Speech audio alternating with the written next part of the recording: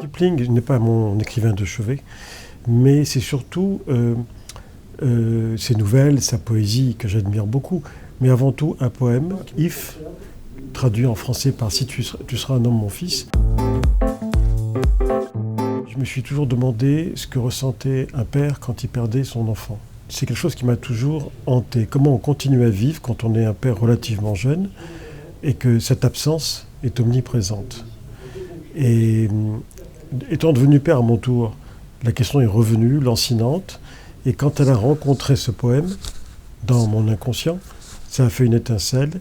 Et c'est toujours d'une étincelle que naît un désir de roman. Ce modèle hybride, c'est-à-dire à la croisée, au croisement de l'histoire et de la littérature, me permet de réunir mes deux passions. Et je pense que ça peut apporter quelque chose. Je l'ai fait pour Lutetia, je l'ai fait pour Sigmar Engen, et là je le fais pour Tu seras un homme, mon fils.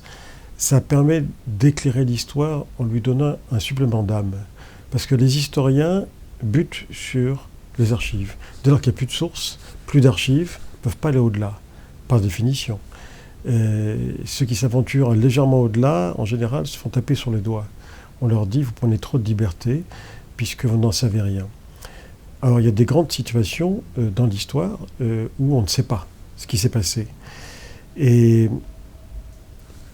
ça me permet, cette forme hybride, d'aller justement au-delà de cette frontière, notamment sur la question de la guerre, des disparus. Il y a eu beaucoup de disparus pendant la guerre, mais c'est difficile d'en parler parce que justement ils ont disparu. Et ce qui a disparu avec eux, c'est leur mémoire, c'est tout ce qui se rapporte à eux, leurs témoignages, puisque par la force des choses, ils ne sont plus là.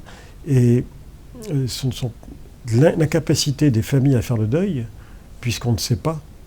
Le fait de ne pas savoir, c'est ce qu'il y a de pire.